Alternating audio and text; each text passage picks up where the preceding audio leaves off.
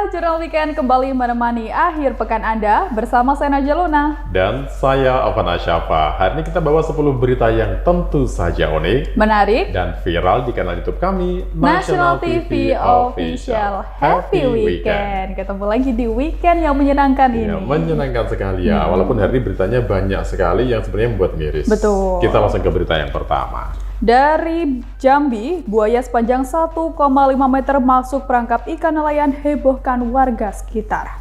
Pertanyaannya, kok bisa? Kok bisa ya sebesar Seberapa itu? besar ya? Buaya besar kan ya? Seberapa besar perangkapnya? Kita lihat langsung. Ini dia.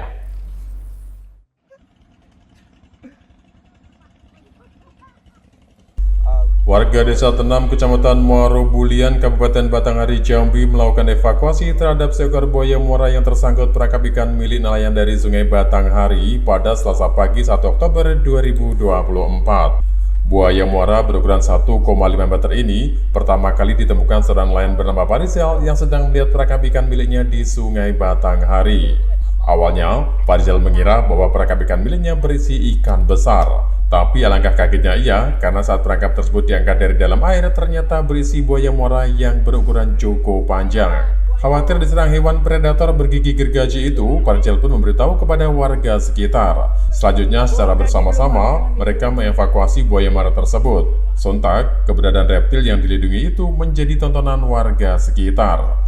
Menurut Farizal, sebelum tersangkut di perangkap nelayan, buaya muara ini sering menampakkan diri di permukaan air Sungai Batanghari, sehingga warga yang kerap mandi dan mencuci di sungai itu pun merasa was-was.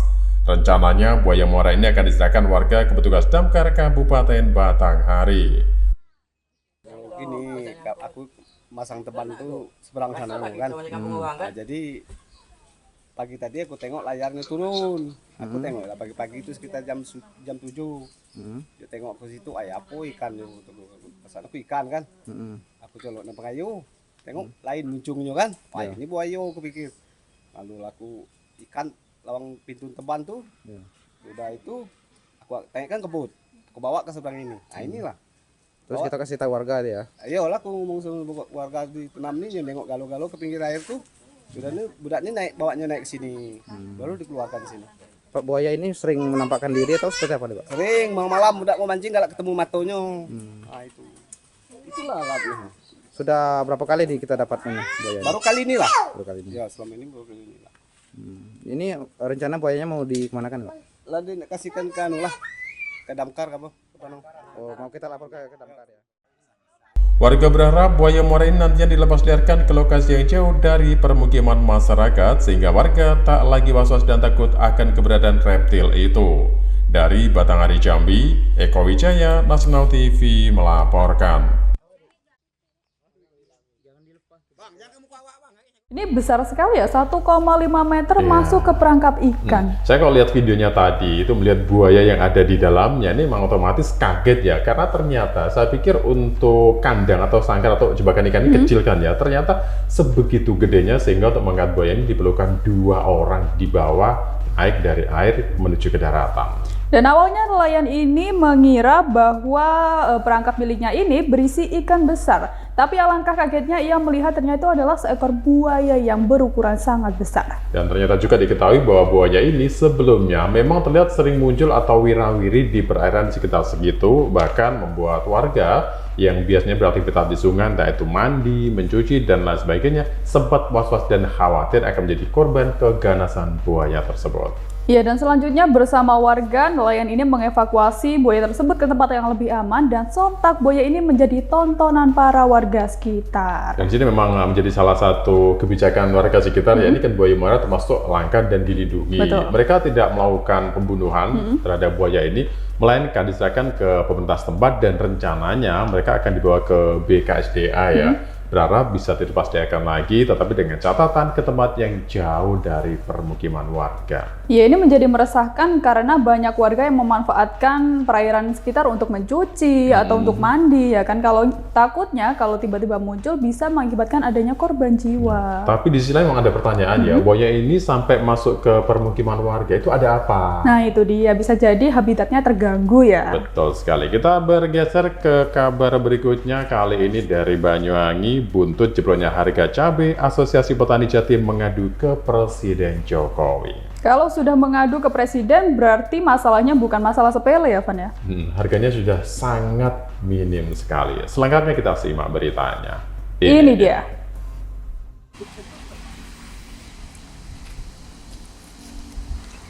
Melalui Asosiasi Agribisnis Cabai Indonesia atau AACI Korda Jawa Timur yang diketuai Nanang Triatmoko, pada Kamis 3 Oktober 2024, surat terbuka itu akan dilayangkan kepada Presiden Jokowi buntut jebloknya harga cabai besar yang menyentuh Rp3.500 per kilogramnya. Nanang membeberkan isi permintaan petani cabai besar yang tertuang dalam surat terbuka itu. Pertama, adanya regulasi saat harga mahal maupun murah. Kedua, adanya manajemen pola tanam untuk menghindari kapasitas berlebih. Dan yang ketiga, pemerintah membuat aturan tentang penetapan harga dasar atau harga pokok penjualan di tingkat petani. Nanang mengatakan, pihaknya berharap pemerintah bisa hadir untuk menuntaskan masalah ini dengan menghadirkan kepanjangan tangan berupa adanya industri cabai di sentra-sentra penghasil cabai, supaya nantinya dapat menyerap hasil panen ketika overproduksi lalu menyalurkan ke berbagai pabrik ketika harganya mahal. Dalam surat itu juga tertulis alasan dibalik jebloknya harga cabai yang menyentuh level terendah sejak pandemi COVID-19 di tahun 2019 silam, termasuk di tahun 2012 yang juga mengalami kondisi serupa. Di situ, berbagai faktor penyebab pun terurai dengan sangat jelas. Menurut Nanang, tujuan dari dilakukannya hal ini supaya Presiden Jokowi mengetahui akar permasalahan pada tata kelola komoditi cabai saat ini. Mulai dari jumlah produksi yang meningkat signifikan, panen raya serempak di sentra-sentra penghasil cabai, munculnya petani-petani baru, hingga menurunnya daya beli masyarakat. Gini, asosiasi ini memang benar asosiasi cabai, tapi kekuatan dari kita itu terhadap keputusan atau kebijaksanaan yang diambil oleh pemegang kekuasaan itu kan sangat rendah sekali. Kami sering menyuarakan itu ke dinas-dinas yang terkait, itu baik itu daerah, baik itu provinsi, baik itu kementerian ataupun satgas pangan. Intinya hanya sekedar laporan aja, tidak ada tindak lanjut yang nyata yang bisa diambil dan dibawa pulang oleh petani. Intinya seperti itu.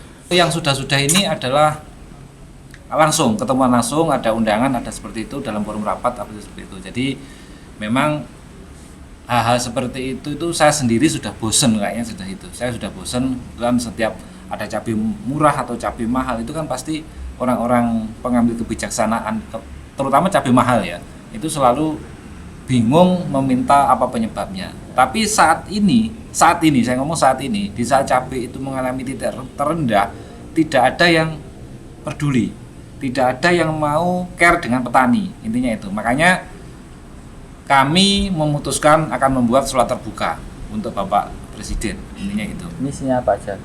Ya intinya yang jelas pertama adalah permasalahan-permasalahan yang kaitannya dengan mengapa cabai ini bisa menjadi murah, terus penyebabnya, sekaligus solusinya. Jadi secara konkret tapi pendek tapi jelas. Jebloknya harga cabai saat ini jelas mencekik petani dan mengantarkan mereka ke gerbang kebangkrutan. Selain biaya produksi mahal karena tingginya harga pupuk dan obat-obatan, faktor cuaca ekstrim turut menurunkan kualitas hasil panen cabai petani. Sementara itu, Dinas Koperasi Usaha Mikro dan Perdagangan Kabupaten Banyuwangi membenarkan adanya penurunan harga cabai besar. Kondisi itu dikarenakan secara kualitas dan kuantitas produksi cabai besar sangat baik, namun permintaan pasar tetap stabil. Pihak Asosiasi Petani Cabai Besar di Banyuwangi pun juga telah meminta supaya disediakan industri yang bisa menampung hasil panen saat harganya seperti sekarang, di mana saat ini industri yang mampu menyerap hasil panen petani hanya 5 hingga 10% dari total keseluruhan panen di Banyuwangi. Dari Banyuwangi, Jawa Timur, Eko Purwanto, Nasional TV melaporkan. Tanpa basa-basi ya, langsung melayangkan surat ke Presiden Jokowi secara langsung loh. Ini memang karena sangat minim sekali harga cabai ya. Cabai merah itu kalau masih harga di atas 6.000 atau 7 sampai 15-20 lah, itu memang bisa dikatakan cukuplah untuk biaya operasional. Tapi kalau sudah di bawah 5.000, otomatis memang sangat minus jika dibandingkan dengan biaya operasional selama menanam cabai itu. Dan tujuan dari dilakukannya hal ini supaya Presiden Jokowi mengetahui akar permasalahan pada tata kelola komoditi cabai pada saat ini. Diketahui harga cabai murah ini saking murahnya hanya sekitar Rp3.500 saja. Jadi berharap para petani ini, pemerintah bisa memberikan jalan kepada para petani di saat harga cabai murah, kemudian pasokan melimpah, itu ada wadah atau sarana sehingga cabai ini tetap ada yang mau ngambil, misalnya pabrik atau lain sebagainya. Dan adanya hal ini selain biaya produksi mahal karena tingginya harga pupuk dan obat-obatan, faktor cuaca ekstrim turut menurunkan kualitas dari hasil panen para petani ini. Dan ditambah lagi adanya panen serentak yang terjadi di beberapa daerah, ini juga menjadi masalah tersendiri kenapa harga cabai menjadi turun drastis dan harganya sangat minim sekali. Ya, semoga pemerintah mendengarlah ya keluhan para petani ini agar segera membaik kondisinya dan harga bisa kembali stabil. Ya, jadi ada tata kelola tentang komoditi ini. Betul. Ya, bagaimana ketika harga cabai mahal itu, tetapi ketika di masyarakat tetap bisa tersentuh, dibeli dengan harga yang tidak terlalu mahal, tetapi di sisi lain ada pabrik atau perusahaan yang mau menampung banyaknya cabai saat panen raya tiba. Betul sekali. Dan kita akan bergeser ke berita selanjutnya di segmen yang kedua, di antaranya tentang adanya Polres Jambi yang gelar rekonstruksi korban dugaan pembunuhan. Selengkapnya tunggu kami dalam Jurnal Weekend.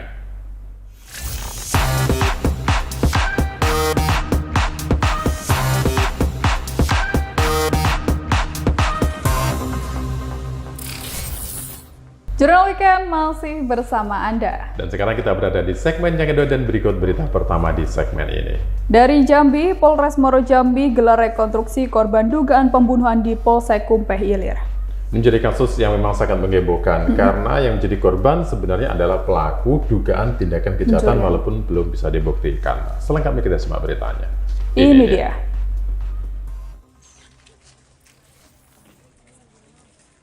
Reka ulang kasus penganiayaan yang berujung kematian terhadap tahanan Polsek Kumpeh Ilir Muhammad Ragil Al-Farisi 20 tahun yang diduga dilakukan dua oknum anggota Polsek Kumpeh Ilir dilaksanakan di Mapolsek Sungai Gelam, Resort Muaro Jambi pada Senin 7 Oktober 2024. Kedua tersangka Bribka Yuyun Sanjaya dan Brigpol Faskal Wildanu dihadirkan langsung dalam rekonstruksi ini.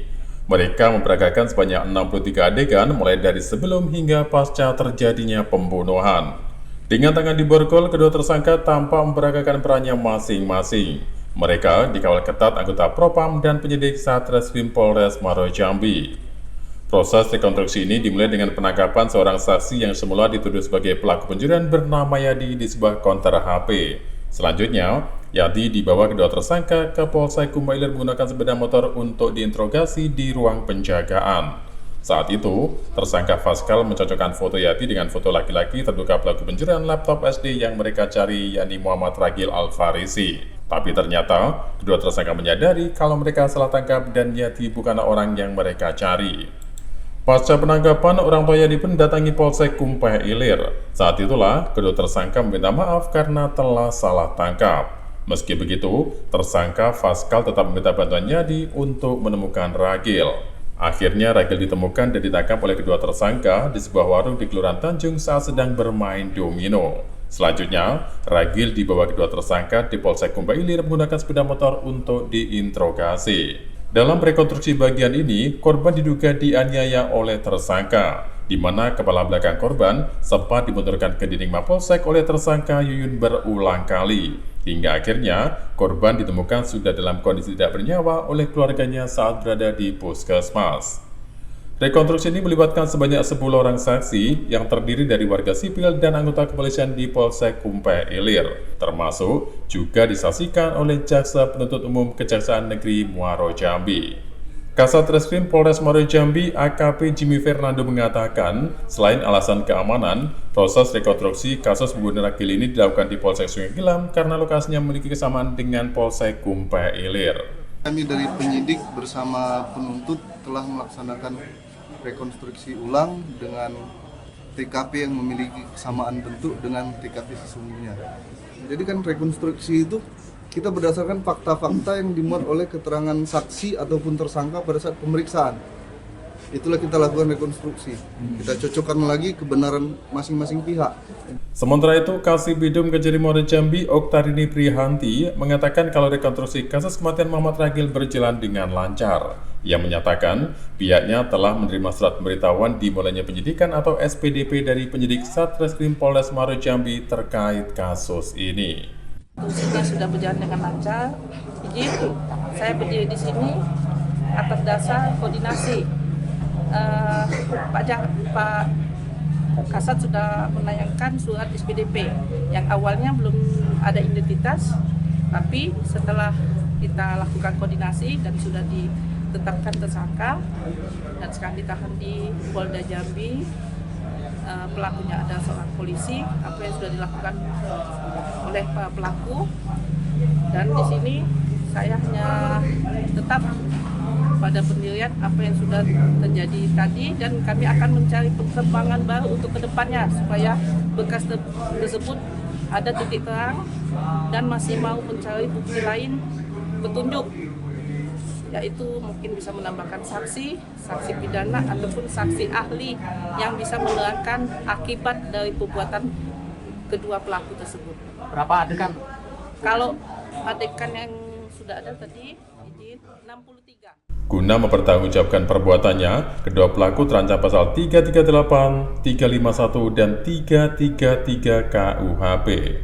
Sebagaimana diketahui, korban yang semula diduga sebagai pelaku pencurian belum dapat dibuktikan, lantaran laporan atau pengaduan terkait masalah itu tidak ada. Saat menangkap korban, kedua tersangka hanya berdasarkan informasi adanya perkara pencurian yang terjadi di salah satu sekolah dasar.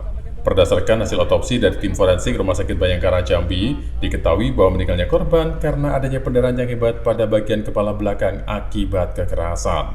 Dari Muaro Jambi, Eko Wijaya, Nasional TV melaporkan. Lumayan banyak ya ini ya, reka adegannya sebanyak 63 loh. Dan itu memang mulai dari awal ketika korban dicari, kemudian dilakukan penangkapan yang ternyata awalnya adalah salah tangkap sampai dibawa ke ruang tahanan Polsek setempat sehingga terjadi aksi kekerasan yang membuat korban meninggal dunia. Iya, dan saat itu tersangka mencocokkan foto Yadi dengan foto laki-laki terduga pelaku pencurian laptop SD yang mereka cari, yakni Muhammad Ragil Al-Farisi. Tapi ternyata kedua tersangka menyadari kalau mereka salah tangkap dan Yadi bukanlah orang yang mereka cari. Sementara kedua tersangka adalah anggota polisi yaitu Bribka Yuyun Sanjaya dan juga Brigpol Pascal Wildano.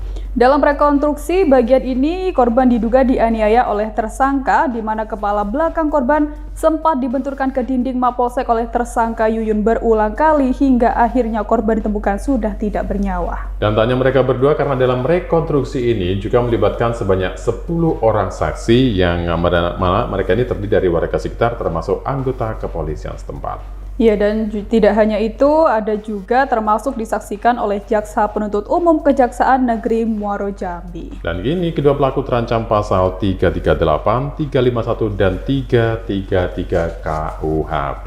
Semoga saja jera ya. Amin. Dan kita beralih ke kabar yang lain dari Banyuwangi. Pria asal Banyuwangi tega setubuhi mantan pacar yang masih berstatus pelajar SMP. Tindakan asusila dan korbannya di bawah umur ya masih di bawah umur. Selengkapnya kita simak beritanya. Ini dia.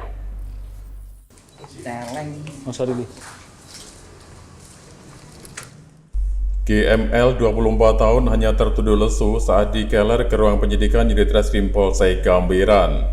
Pemuda asal Dusun Stempel, Kecamatan Gambiran ini diketahui tega menyetubuhi siswi SMP berusia 14 tahun asal Kecamatan Muncar berinisial L. Di hadapan penyidik, tersangka dugaan pencabulan ini mengakui aksi perbuatan bejatnya. Ironisnya, korban merupakan mantan pacar yang kemudian termakan bujuk rayu tersangka. Kapolsek Gambiran AKP Badrodin Hidayat menerangkan, tindak asusila itu dilakukan di rumah tersangka pada 24 September 2024 lalu. Korban yang saat itu berkunjung ke rumah temannya, kemudian dijemput tersangka untuk dibawa ke rumahnya. Saat korban sedang tertidur lelap di salah satu kamar, tersangka yang tidur di ruang tamu muncul keinginan untuk menyetubuhi mantan pacarnya tersebut. Korban sebenarnya sempat menolak ajakan pelaku untuk berhubungan badan saat dibangunkan.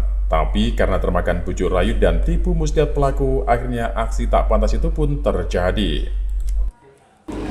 Jadi terkait dengan peristiwa ini, pasal yang kami terapkan adalah pasal 82. Ulangi, pasal 81 ayat 2 Undang-Undang Perlindungan Anak dengan ancaman maksimal 15 tahun penjara. Untuk masyarakat semuanya, saya berpesan apapun yang terjadi, apakah permasalahan keluarga atau yang lain-lainnya, agar tetap untuk memperhatikan, untuk care, dan selalu menjaga anak-anak kita supaya kedepannya tidak ada terjadi lagi hal-hal seperti ini, sehingga nanti dapat merugikan anak-anak kita, calon generasi bangsa kita. Terima kasih. Cukup. Korban yang sebelumnya dicari-cari keberadaannya oleh orang tuanya kemudian buka mulut atas peristiwa yang dialaminya. Merasa kesal dan geram, kemudian orang tua korban melapor ke pihak kepolisian. Selain tersangka, sejumlah barang bukti yang juga diamankan, diantaranya kaos, rok, jaket, celana, dan pakaian dalam milik korban.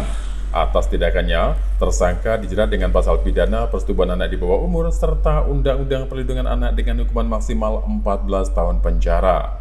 Dari Banyuwangi, Jawa Timur, Eko Purwanto, Nasional TV melaporkan. Malu nggak tuh, hanya tertunduk lesu ya saat ditangkap. Ini antara dia ini malu atau karena ada hal lain ya, tapi karena dia sudah melakukan tindak kejahatan, otomatis dia juga harus siap untuk mempertanggungjawabkan perbuatannya. Dan tindak asusila itu dilakukan di rumah tersangka pada tanggal 24 September 2024 lalu, di mana korban yang saat itu berkunjung ke rumah temannya, kemudian dijemput tersangka untuk dibawa ke rumahnya. Diketahui bahwa korban ini sebenarnya adalah mantan pacarnya. Karena ada problem, mereka memutuskan untuk tidak lagi berpacaran, tetapi sayangnya ternyata pelaku masih menyimpan dendam dewasa terhadap korban, sehingga terjadilah tindakan asusila itu.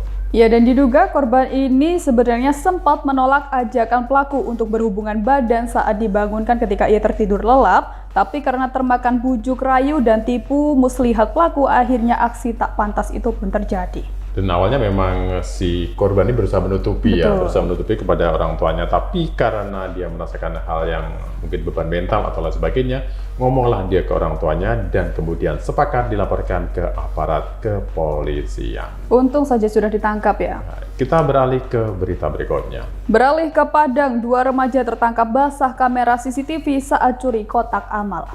Lagi-lagi remaja ya, mencuri kotak amal. Selengkapnya kita simak beritanya. Ini dia.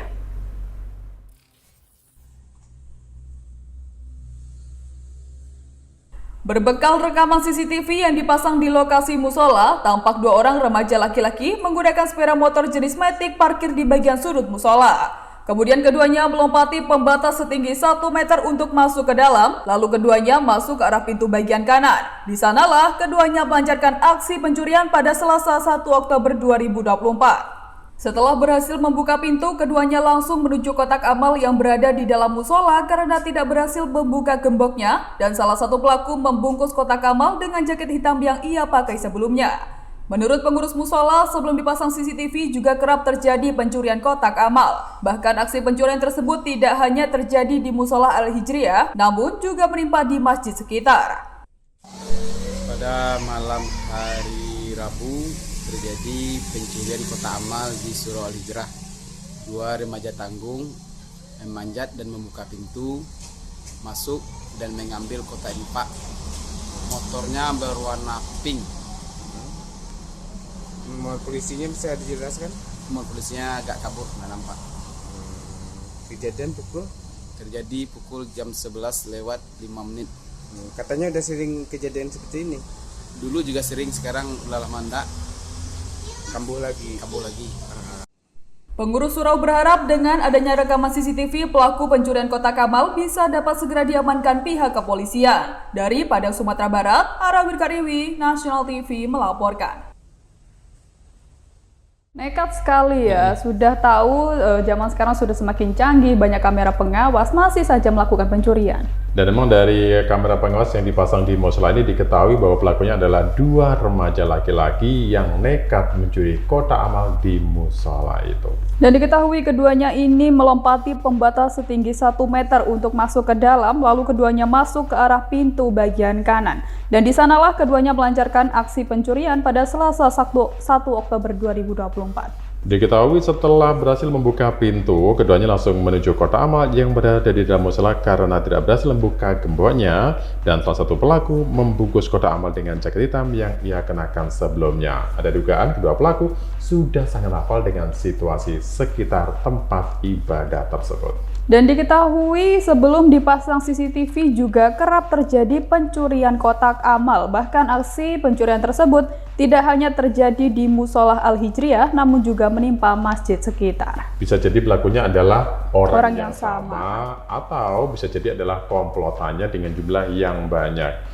Jadi sekarang memang fungsi dari CCTV sangat bermanfaat ya untuk mengetahui hal seperti ini, untuk mengetahui kegiatan di sekitar tempat-tempat penting supaya kalau ada kejadian bisa terungkap. Ya, dan untungnya terekam ya identitas si pelaku ini. Semoga segera tertangkap ya. Nanti kita akan beralih ke berita berikutnya di segmen yang ketiga tentang tembok SMK 1 Kota Jambi roboh, 3 korban tewas. Hingga mengakibatkan adanya korban jiwa ya, Van ya. Baik, selengkapnya tetaplah bersama kami dalam Jurnal Weekend.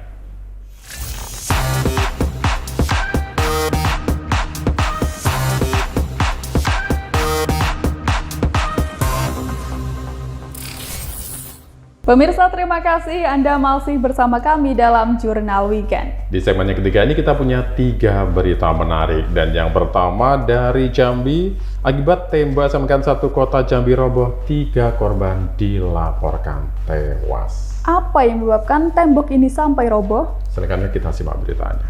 Ini dia. Semuanya roboh, ada budak ketimpuk.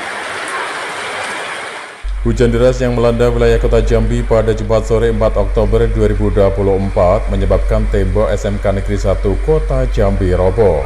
Dampak robohnya bangunan tembok sekolah setinggi 4 meter dengan panjang 50 meter di RT 25 Kelurahan Simpang 4 Sipin, Kecamatan Telanai Pura, Kota Jambi ini memakan korban jiwa. Selain cuaca yang tidak bersahabat, konstruksi bangunan yang rapuh diduga jadi salah satu penyebab tembok pembatas milik lembaga pendidikan ini roboh. 3 korban yang dilaporkan tewas, 2 diantaranya adalah bocah perempuan bernama Arsifa Amrah Sagia 7 tahun dan Asia Hanakans 5 tahun. Sementara 1 korban lainnya merupakan remaja laki-laki bernama San Basri Agus berusia 14 tahun. Setelah dievakuasi, jasad ketiga korban dibawa warga ke Rumah Sakit Umum Daerah Raden Matahir Jambi. Kapolresta Jambi Kombes Pol Eko Wahyudi mengatakan, selain faktor hujan deras, robohnya bangunan tembok batas SMK 1 Kota Jambi ini juga disebabkan oleh kondisi bangunan yang lawas dan rapuh. Sebelumnya saya secara pribadi mengucapkan turut berduka cita atas meninggalnya 3 orang anak-anak kita yang menjadi korban atas robohnya tembok pembatas SMK 1 di Telanai ini. Perlu rekan-rekan ketahui bahwa tadi Kota Jambi pada pukul 14.00 sampai dengan 15.00 Kota Jambi diguyur hujan deras. Kalau kita lihat kondisinya memang tembok ini sudah cukup lama dan rapuh sehingga roboh ke samping kanan. Sementara itu, menurut Iin, salah satu warga sekitar, saat peristiwa maut ini terjadi, kedua bocah perempuan diketahui sedang asik bermain hujan. Sementara korban lainnya sedang melintas menggunakan sepeda motor. Mereka meninggal dunia setelah tertimbun tembok sekolah yang roboh tersebut. Yang motor tuh yang laki-laki. Terus yang cewek itu yang cowok lewat pakai sepeda motor. timpuk. Iya, mau lewat ya. Iya, roboh. Iya, roboh. Untuk pengaruh hujan tuh Bu ya? Iyalah, air dari dalam kan deras. Air semua keluar. Iya. Kami juga sudah ngomong dengan pihak sekolah, tapi tidak diabaikan sih. Oh, sering juga air turun. Tapi tidak ada roboh waktu Iya, itu. sebabnya apa, tembok tuh sering anak SMK tuh loncat dari tembok. Oh, meninggal. Anak SMK kan turun kan minggat dari tembok tuh loncat setiap hari. Nah, anak Ayu sendiri nggak apa-apa. Alhamdulillah anak saya selamat ini. Kasus robohnya tembok SMK Negeri 1 Kota Jambi yang memakan 3 korban jiwa ini saat ini sedang ditangani oleh pihak Polresta Jambi. Dari Kota Jambi, Eko Wijaya, Nasional TV melaporkan. Memang faktor cuaca ini bisa menyebabkan banyak sekali hal yang terjadi ya, seperti yang terjadi di Jambi ini. Ini sedang masa peralihan musim pancaroba, bisa dikatakan seperti itu, dari musim kemarau menuju ke musim hujan, sehingga ketika tembok deras yang sedang kencang mengguyur, terjadilah peristiwa tembok roboh ini. Dan setelah dievakuasi, jasad ketiga korban dibawa warga ke Rumah Sakit Umum Daerah Raden Matahir Jambi. Diketahui bahwa tembok milik SMK 1 Kota Jambi ini berada atau setinggi 4 meter ini berada di Kelurahan Simpang 4 Sipin, Kecamatan Telanepura, Kota Jambi dengan panjang 50 meter. Dan memang saat peristiwa maut ini terjadi, kedua bocah perempuan diketahui sedang asik bermain hujan, sementara korban lainnya sedang melintas menggunakan sepeda motor. Dan memang tanpa disangka ketika mereka melintas dan si anak sedang bermain, tiba-tiba tembok ini roboh, diduga selain karena faktor cuaca adanya hujan deras juga karena diduga usia tembok itu yang sudah tua sehingga bagian dalamnya lapuk atau keropos. Makanya kalau ada cuaca ekstrim seperti ini sebaiknya meneduh ke tempat yang aman ya, jangan sampai berada di luar ataupun di bawah pohon. Betul, setidaknya kalau membuat bangunan ada beberapa hal yang menjadi penguat ya, mungkin diberi kayak penjaga yang lebih kuat sehingga aman untuk orang yang lewat. Kita bergeser ke berita selanjutnya. Dari Padang, pemuda asal Padang tewas tenggelam di bendungan. Ini lagi-lagi tentang kecelakaan yang tidak disangka ya. Betul. Ini sebenarnya maksudnya itu renang atau mandi. Selengkapnya kita simak beritanya. Ini dia. Awak dari mana? Iya. Awak dari mana? Peristiwa tenggelamnya seorang pemuda berusia 25 tahun asal Padang di sebuah bendungan terjadi pada Minggu petang 6 Oktober 2024. Lokasi kejadian berada di kawasan Koto Tuo, Balai Gadang, Kecamatan Koto Tangah, Padang. Diduga korban yang sebelumnya mandi dan melompat dari atas bendungan tak mengetahui kedalaman tempat itu sehingga ia tenggelam. Aibda Maigos, Babin Kamtipmas Kelurahan Balai Gadang mengatakan, begitu mendapat laporan adanya insiden itu, ia bersama warga sekitar langsung menyisir tempat korban tenggelam. Diduga korban yang saat itu diketahui sedang mandi kemudian melompat dari atas bendungan, tidak memperhitungkan kedalaman dan derasnya air yang ada di bendungan itu. Apalagi sebelumnya juga terjadi hujan lebat yang membuat intensitas air lebih banyak dan lebih deras dibanding biasanya. Sementara itu menurut Aibda Arya, perwira pengawas Polsek Koto Tangah, setelah dilakukan pencarian sekitar 3 jam lamanya, tim gabungan yang terdiri dari Basarnas, BPBD, Polsek setempat dan dibantu warga sekitar berhasil menemukan jasad pemuda Malang bernama Jeffrey Naldi, warga Nagari Sungai Pinang, Kabupaten Padang Pariaman itu. Selanjutnya, jenazah korban dievakuasi ke Rumah Sakit Bayangkara untuk dilakukan pemeriksaan lebih lanjut. Mendatangi TKP, ada informasi dari masyarakat, ada warga yang tenggelam di bendungan Koto Tuo. Kami mendatangi TKP dan ikut pencarian bergabung dengan Basarnas dan BPBD Kota Padang. Alhamdulillah, tidak berapa saat kami melakukan pencarian, korban diketemukan dalam keadaan meninggal dunia. Untuk jenazah korban dibawa ke Rumah Sakit Bayangkara untuk dilakukan penyelidikan lebih lanjut. Atas terjadinya peristiwa ini, pihak kepolisian menghimbau masyarakat supaya selalu waspada dan tidak melakukan aktivitas yang berpotensi membahayakan diri sendiri, termasuk mengawasi anak-anaknya saat berada di dekat perairan. Apalagi saat ini masuk musim hujan yang menyebabkan debit air bertambah. Dari Padang, Sumatera Barat, Arawir Kariwi, Nasional TV melaporkan. Lagi-lagi faktor cuaca juga ya yang menyebabkan arus di sungai itu deras. Iya, dan ini terjadi di daerah Padang ya, daerah Padang. Memang di sini si pemuda ini niatnya adalah mandi karena ternyata selain dia sendiri, ada juga beberapa orang lain yang berada di sekitar lokasi. Cuma sayangnya diduga pemuda yang tidak paham dengan kedalaman dari bendungan itu. Dan apalagi sebelumnya juga terjadi hujan lebat yang membuat intensitas air lebih banyak dan lebih deras dibanding biasanya. Ternyata hal itu juga membuat si korban tidak mengetahui kedalaman si bendungan sehingga saat melompat diduga ia terseret arus yang lebih deras dari biasanya karena debit air yang mengalami peningkatan cukup signifikan. Dan setelah dilakukan pencarian sekitar 3 jam lamanya, tim gabungan yang terdiri dari Basarnas, BPBD, Polsek setempat dan dibantu warga sekitar berhasil menemukan jasad pemuda Malang bernama Jeffrey Naldi. Dan setelah dibawa ke rumah sakit melakukan pemeriksaan, ya ini murni adalah kecelakaan sendiri tanpa ada faktor lain. Jadi masyarakat sekitar juga dihimbau ketika kondisi sama terjadi, diharap mereka ini bisa mengawasi anak-anaknya, bisa lebih waspada supaya lebih aman ketika berada di sekitar bendungan tempat korban tercebur dan tenggelam. Yes. Kita beralih ke berita berikutnya, masih dari Jambi. Balita usia 4 tahun asal Jambi ditemukan tewas tak bernyawa di gardu PLN. Apa penyebab hilangnya nyawa korban ini? Kita simak berita lengkapnya. Ini dia.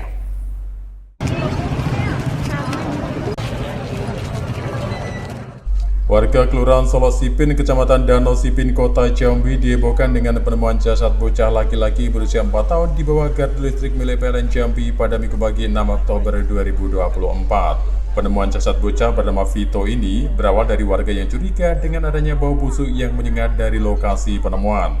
Setelah dicek, mereka kaget karena menemukan jasad balita itu dalam kondisi menghitam. Selanjutnya, polisi yang mendapatkan laporan langsung memasang garis polisi di sekitar tempat kejadian.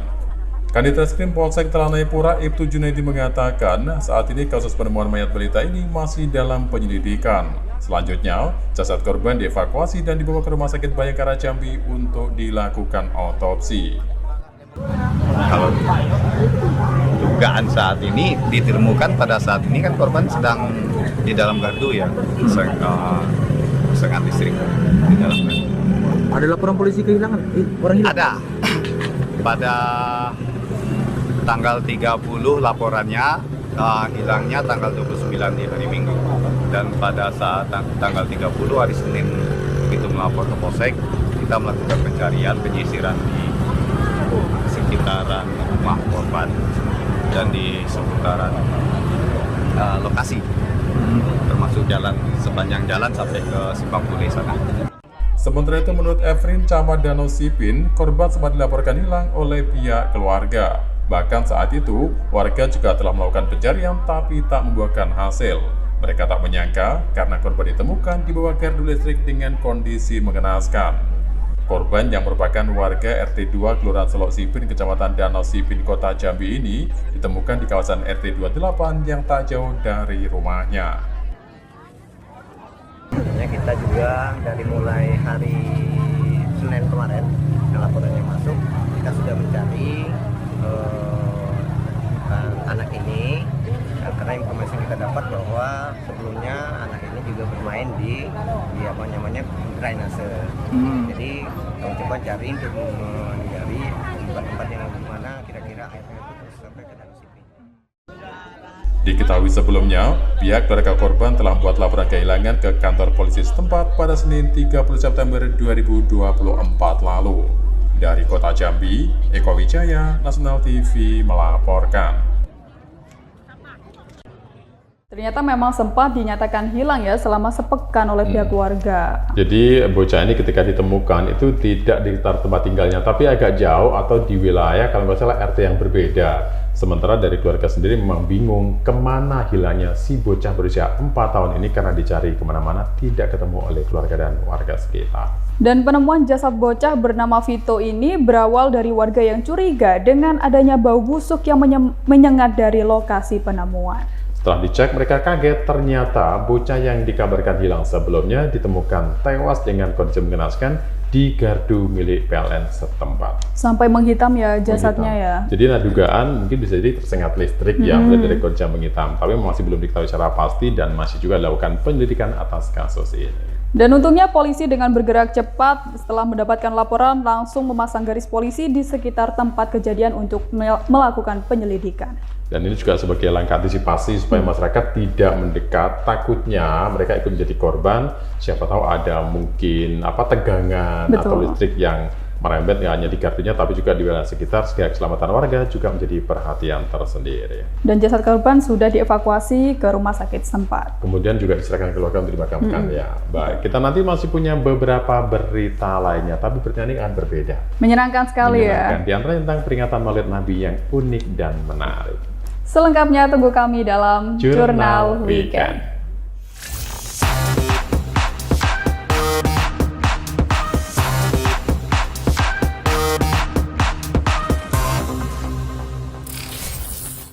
Anda masih bersama kami dalam Jurnal Weekend. Dan kita punya dua berita yang menarik di segmen terakhir ini.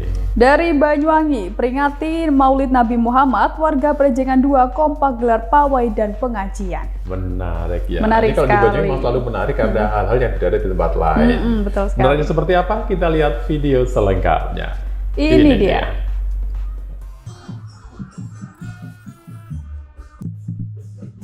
Berlangsung pada Kamis 3 Oktober 2024, peringatan Maulid Nabi Muhammad yang digelar warga Prejengan 2, Desa Rogo Jampi, Kecamatan Rogo Jampi, Banyuwangi berjalan lancar dan meriah.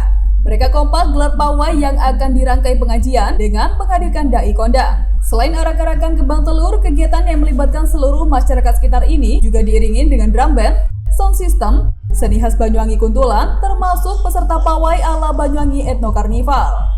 Rute yang diambil dalam pawai ini dimulai dari Musola Al-Hidayah sebagai pusat kegiatan, kemudian berkeliling dengan mengitari wilayah sekitar dan kembali lagi ke tempat semula.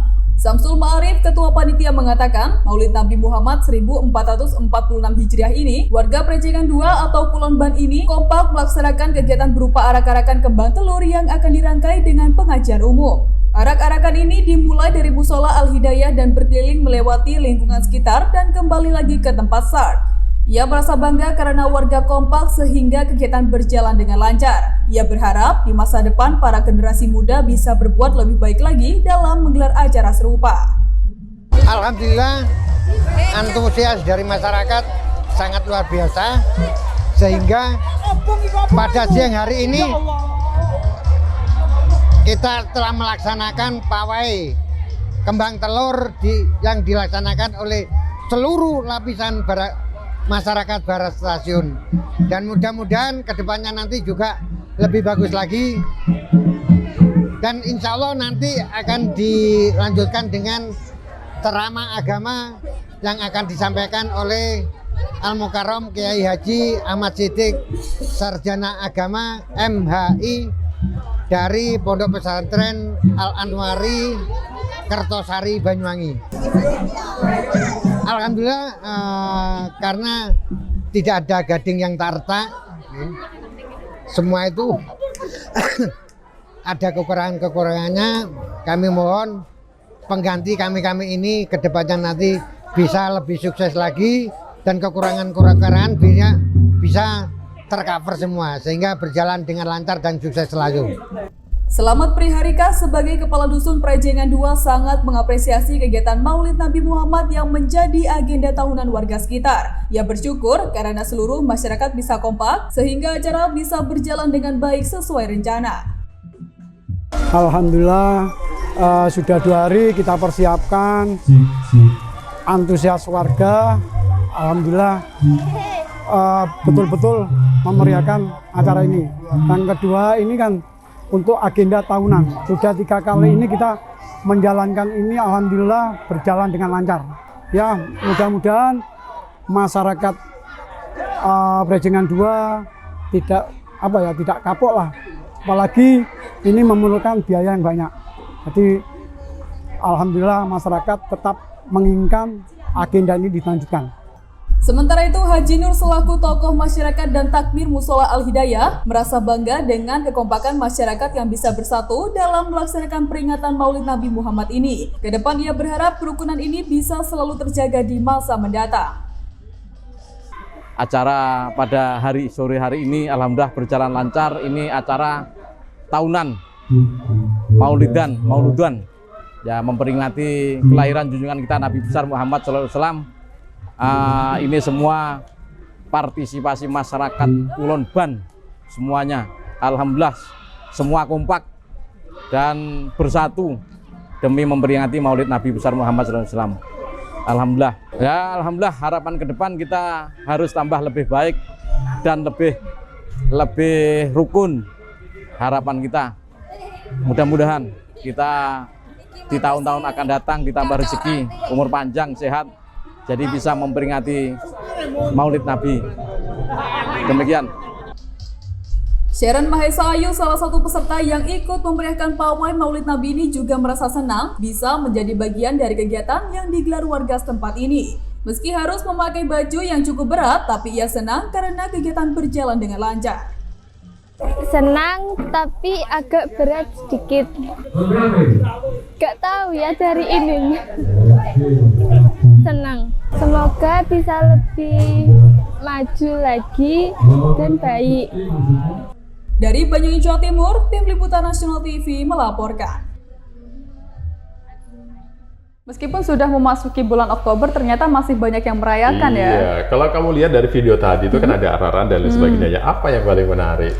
Seperti pawai BEC ya, meriah sekali. Kalau saya bukan. Apa? Kembang dognya. Kembang dognya Itu kan selalu identik ya, kalau di selalu Banyuwangi, menjadi ya. daya tarik. Dan memang dilakukan oleh warga di daerah Prajengan 2, Desa Rogo Jambi, Kecamatan Rogo Jambi, Banyuwangi dalam rangka memperingati Maulid Nabi Muhammad SAW. Dan selain arak-arakan kembang telur, kegiatan yang melibatkan seluruh masyarakat ini juga diiringi dengan drum band, sound system, seni khas Banyuwangi Kuntulan termasuk peserta pawai ala Banyuwangi Ethno Carnival. Dan menariknya ini arah-arahan kan keliling kampung ya, jadi tidak stay di musola saja, tapi keliling kampung meliputi di mana warga itu mengadakan kegiatan. Termasuk selain ada arah-arahan juga digelar pengajian yang menghadirkan dai kondang. Mereka merasa bangga ya karena bisa semeriah ini acaranya. Ya, lingkungan RT loh ini ya, RT RW bisa semeriah itu, apalagi kalau kabupaten kayak kapan hari itu. Mungkin ya. bisa lebih besar lagi ya, lebih Betul meriah sekali. lagi. Dan ternyata Ali juga mendapat sambutan yang sangat menarik dari warga sekitar. Mereka merasa kekompakan terasa, kemudian jalan silaturahmi juga terasa, sehingga mereka senang ketika menggelar kegiatan Maulid Nabi ini. Dan pastinya di acara seperti ini pasti ada berkat ya. Kalau kata warga lokal itu berkat, di mana bingkisan-bingkisan makanan disajikan. Ya. Jadi mereka ketika datang membawa pulang juga dapat lagi. Mendapatkan lagi. Dan ternyata ini juga menjadi hal yang menarik juga, sehingga untuk tokoh masyarakat berpesan supaya di masa depan para generasi muda bisa berbuat lebih baik lagi dalam menggelar acara serupa. Semoga bisa lebih besar lagi ya, mencakup masyarakat lebih luas lagi. Iya, kita berharap seperti itu. Beralih ke kabar yang lain dari Subang, sambut musim tanam, warga Subang gelar ruat bumi. Ini juga tak kalah menggembirakan ya beritanya. Iya, seperti apa ruatannya kita simak saja selengkapnya beritanya. Ini dia.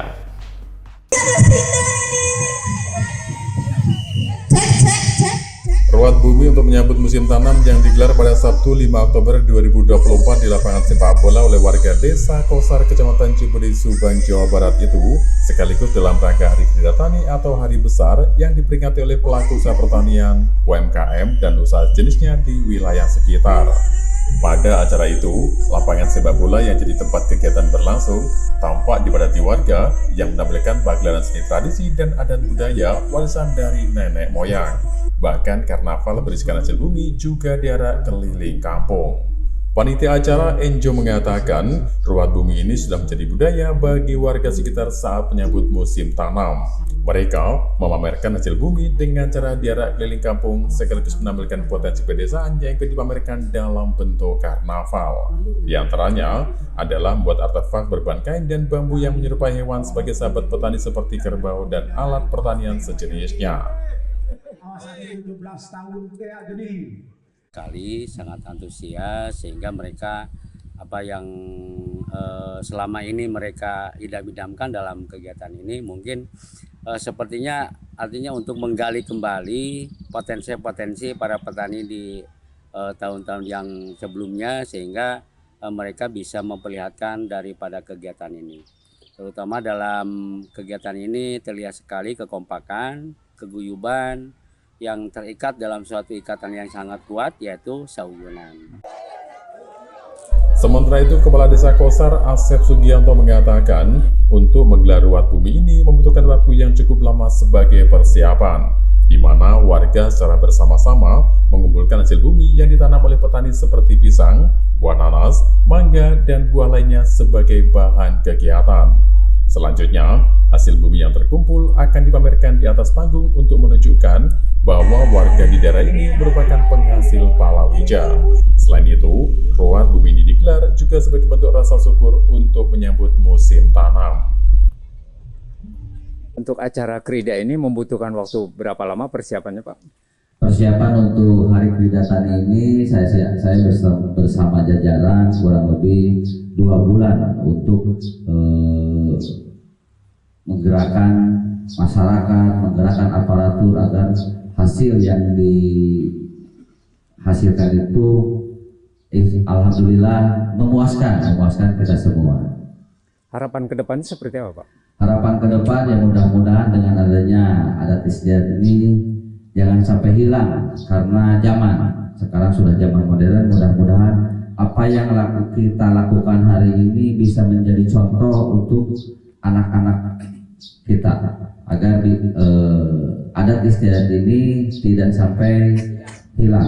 Pada puncak acara, masyarakat akan dihibur oleh pagelaran wayang golek yang menghadirkan kidalang yoga suara Sunda dan Sunaria asal Bandung. Diharapkan budaya Rewat Bumi ini bisa terus dilestarikan karena merupakan budaya warisan dari nenek moyang. Dari Subang, Jawa Barat, Sandi Zainuddin, Nasional TV melaporkan.